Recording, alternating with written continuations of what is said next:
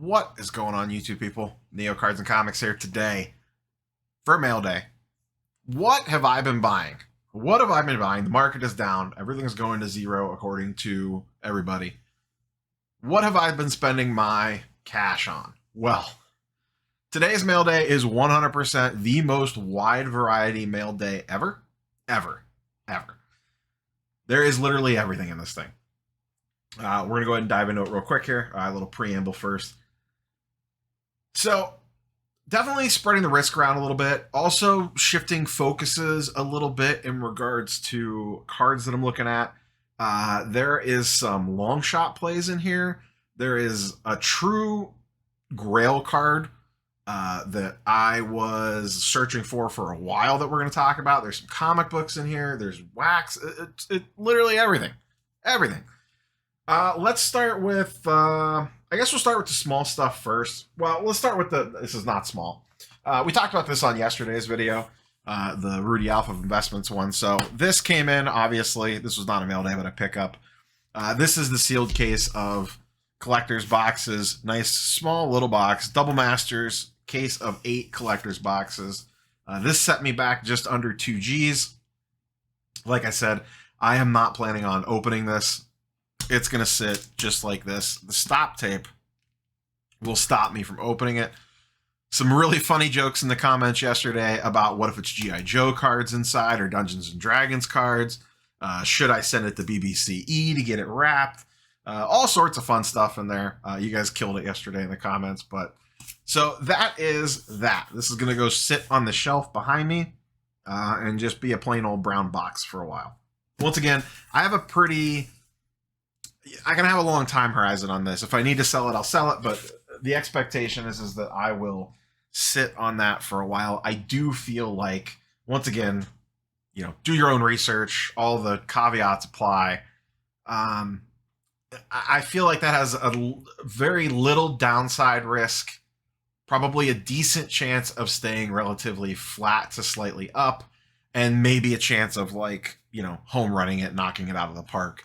We'll see, but that sealed magic product is definitely a much slower moving market, and I'm okay with that purchase. I knew that going in that I was going to be parking that money there, and it just wasn't going to move for a while. So that's that one. We'll do a sports card, then we'll switch to comic books, and then we'll jump back and forth. I have been dumpster diving a little bit lately. Trying to find players, I think Matthew Barry used to call them in fantasy sports, post-hype sleepers or zombies or whatever. Guys that had some juice, had a bad season or two, and could potentially bounce back. The trick is that they're low risk and flips, investments, whatever you want to call it. You're not putting a ton of money into them for potentially a pretty decent return. One of those, which I got today, I've been looking at some other ones, but I keep getting outbid on them. Some other players, but I have one NBA player today, and I just got one card, so I didn't go crazy. Once again, I feel like this is, I don't know, relatively low risk. That is, once again, I told you, this could be a random mail day, real random. But the market's down. It's we all know it's more difficult to make the margins flipping mid-tier slabs. You could do it, but it's definitely a lot harder. You got to be a lot more savvy. You get to have more boots on the ground. You're not just buying it, getting it sent home, and then listing it on eBay a week later and making 20% like we were a year or two ago. So it's kind of come full circle, and now we're going back to our roots of, dumpster diving, looking for guys to make plays. Not that ever went away, but I'm kind of circling back to that. Raw to grade is a thing again, which we're going to get into here in a minute. So without further ado, never going to guess the player. Obi Toppin. Yeah, I know. Trust me, I know. He's been getting a little off-season buzz. I picked this up. This is his rookie ticket contenders auto. Still sealed in Panini customer service from probably a redemption or a replacement. Actually, it looks pretty clean, I'm not going to lie. I got this for like $60. I'll take a flyer on Toppin to get a little hot, to get a little juice. He's been circling around in some trade talks. Maybe that boosts him. If Thibodeau actually decides to play him, I think he does have a little bit of promise, at least for a, he catches fire for a little bit, and I could potentially move this for 120 bucks. You're not going to retire on stuff like this, but for 60 bucks, this, in my mind, and I'm going to say this, I'm not referring to Obi Toppin in this particular card, plays like this, these lower end guys. This has a much better chance to double in value than PSA 10 Luca Opticala. That's $2,000 to go to $4,000. This has a much better chance to go from 60 to 120 to maybe even 200 than the Luca does to double, at least for short-term stuff. That's just my opinion. I could be wrong. What the hell do I know? I'm just an idiot with a microphone that happens to upload his ramblings onto the internet for all to view. So, random bargain basement play number one, Obi Toppin. There's been some football ones I've been looking at. There's other basketball ones I've been looking at. That's the only one that I've been able to close the deal on. Let's hop over to a couple comic books really quick, and then we'll hop. I have a monster card sitting next to me. I just cannot stop looking at it. If you follow me on IG, you probably already know what it is. We have two comic book pickups. I got these both in a package deal from an IG seller. I think My Bargain Comics or something like that. He had one on eBay. I reached out to him, and he had a second one. Then I was like, hey, he had it listed on IG too. I was like, hey, could you do a little bit of a deal if I got them both? They're not huge books. I think I paid like $350 total for both of these. The first one is X-Men number 5. I'm a huge fan of this Jim Lee run. I've been kind of wanting to put it together for a while. I've been slowly working on it. They're not expensive. This is like the first full appearance of Omega Red. Really cool cover. Really cool cover. Always loved this cover as a kid. I already have X-Men 4. I have X-Men 1 and a couple others from the Jim Lee run, X-Men 11. Got the cool Wolverine custom label on it. Picked that one up. And then the one that I really wanted, this is one of those ones that's been on the watch list forever, and I just never came across someone that was willing to sell it for current market prices or wait out an auction. That is Wolverine 27, an iconic Jim Lee Wolverine cover. Also the cover of the video game back in the day for the Nintendo, I believe. I think it was Nintendo. But iconic Jim Lee Wolverine cover. Just absolutely fantastic. Once again, custom label up there. And I got the pair of those for like $350. These usually go for a little over $225. The X-Men 5 usually goes for $100 to $125. So it felt about right with what he was offering. That was including shipping the whole 9 yards. So, and comic books are not cheap to ship like sports cards. So that was pickup number 2. Or 3 rather, if you include the box. All right, let's get into the Big Daddy. And then we'll close off with another random thing that I've been doing. Okay. There was 2 cards I am looking for at the National. 2 of them. One, actually both, a different version of another one. One of them rarely pops up. I mean, rarely pops up. I've been looking for this card since Atlanta, give or take, on and off, since Atlanta, in various shapes or forms. One has not sold on eBay in 5 or 6 months. You got to look it up on Terapeak. There's not even any recent comps in like 130 point. It is a Star Wars card. Like I said, it was one of the ones I was looking for at a National. It popped up in a Facebook group that I'm in. And what this Facebook group does is that they post the card up with no price, and people submit offers publicly, and then the seller either accepts or declines the offers posted below. So it's kind of a little mini race, especially on good stuff. So someone came in at $1,000. The seller declined it. I came in at $1,500. Seller accepted. I thought that was a tremendous deal. I think it's a very fair price for both of us given the downward market. I think he probably could have got a little bit more. I don't really know because once again, there's no comps on this card at all. What am I talking about? Once again, if you follow me on IG, this is the way. Pedro Pascal, Star Wars Stellar Signatures. This is the green out of 20. I did not care what color it was in. I actually prefer the blue. He does look pretty good in the green too, but I prefer the blue in the Stellars. But I would take what I could get because these things just never, ever surface. So the thing about this is, specifically Pedro, obviously the Mandalorian, the whole 9 yards, he has not signed for a while. So this is from 2020, which is, I think he signed this year. And comments, please correct me if I'm wrong, because I'm not like super deep in the Star Wars stuff. I basically just collect actor autos. I could give a crap less about the Star Wars Sapphire stuff and the Star Wars Topps Chrome and the Kurosawas and this, that, and the other shiny bits. I like actor on-card autos. I have the Ashley Eckstein. It's right off screen right here. I have a Lars Mikkelsen Thor sitting off to the side somewhere as well. So he signed in 2020 Stellar, and then he signed for a set in Masterworks, one of the years of Masterworks.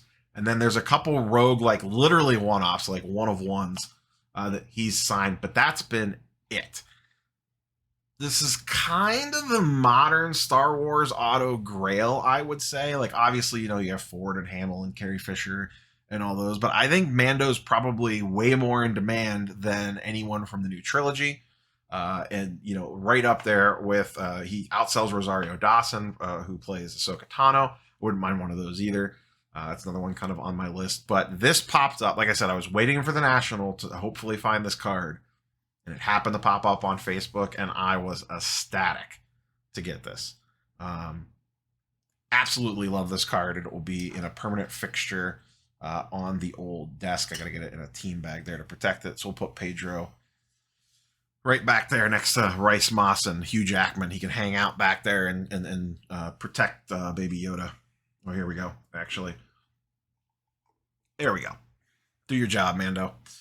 All right, last but not least, this a couple things sent me down this path, and anyone that's watched the channel for a while is going to be like, you did what?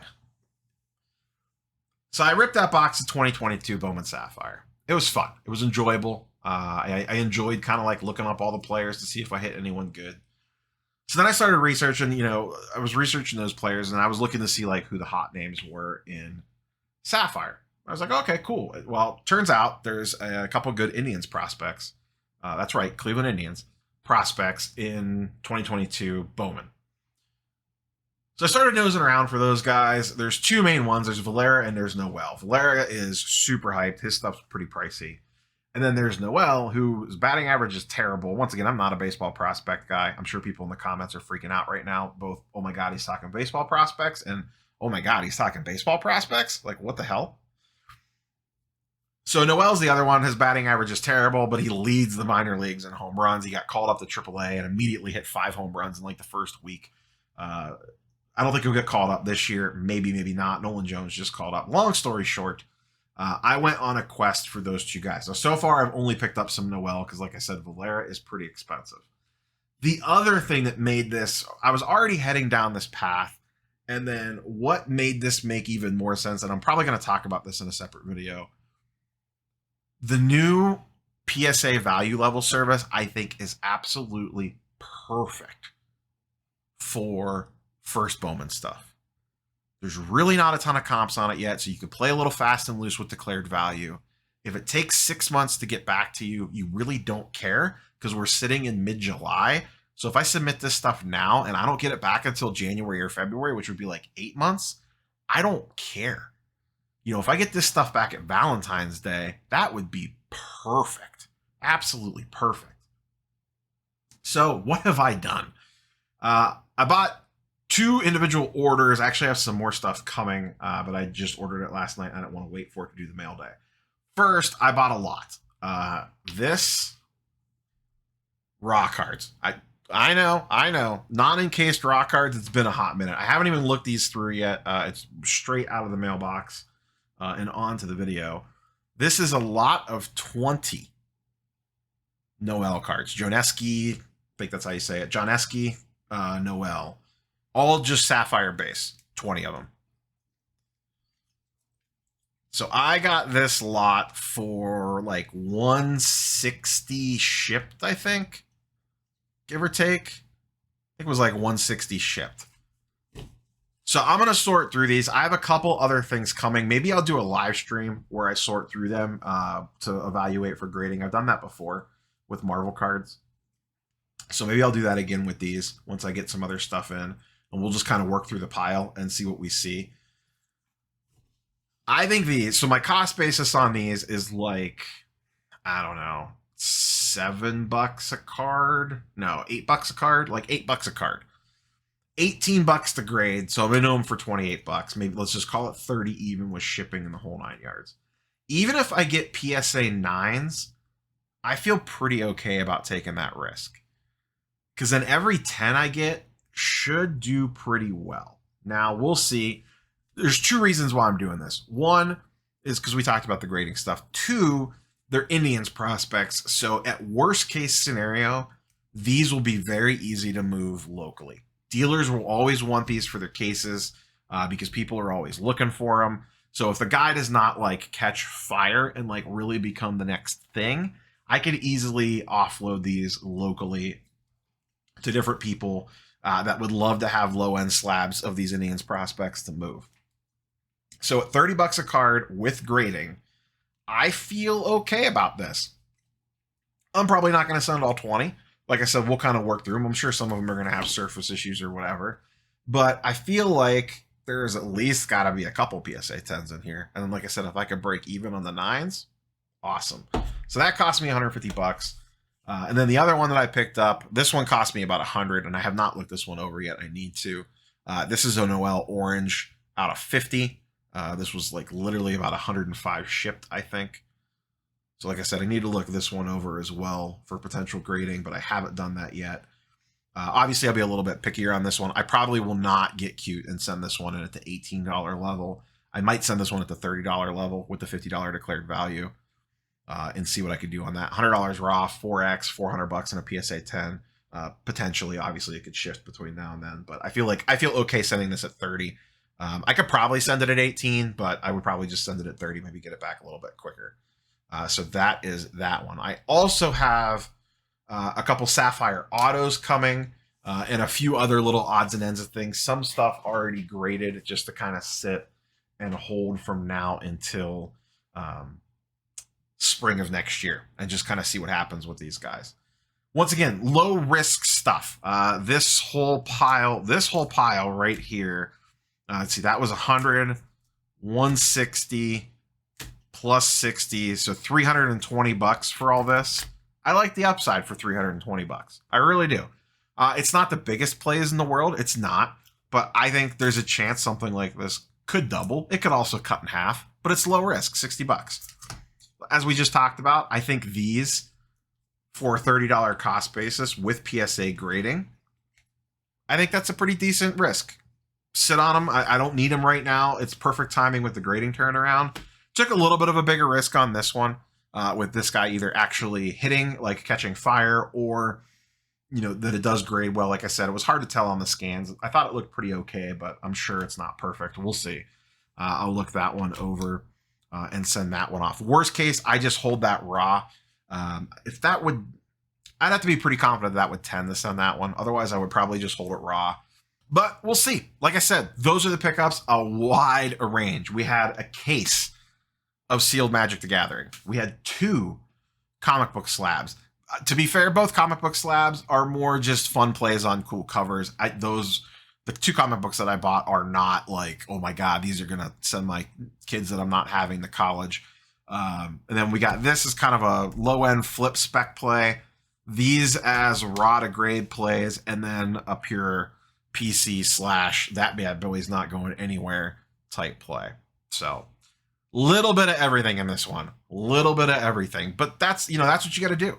The market's ever shifting. Sometimes you got to change things up a little bit, buying Trae Young Opticalo 10s and flipping them for 10% more, or Sotos or whatever, and making margins that way. You could still do it. I think it's harder, but with grading becoming a play now and using the options available to us, I think stuff like this, perfect play for $18 PSA grading with a 5 to 6 month turnaround time. We'll see what happens. Obviously, future videos to come. We'll do a grading reveal or maybe a grading live stream where I evaluate those cards. I got some other mail stuff coming in. I think I'm going to do a standalone video about cards that make sense for the PSA $18 thing. Shocking 2022 Bowman prospects would lead that list. But there's some other stuff that I think makes some pretty good plays for that. But other than that, like, comment, subscribe. Catch you guys and girls on the next one. Videos for the rest of the week. At some point in time, I will post a video of me ripping the collector's box of Double Masters. I did rip that already. It's already recorded. I got to make a couple edits to it, some front end, back end stuff. Maybe we'll do that PSA, what makes sense at the $18 level. And then I have a market video that I'm thinking about, but I need to do a little bit more research first before I commit to doing that video. So, catch you guys and girls on the next one. Peace.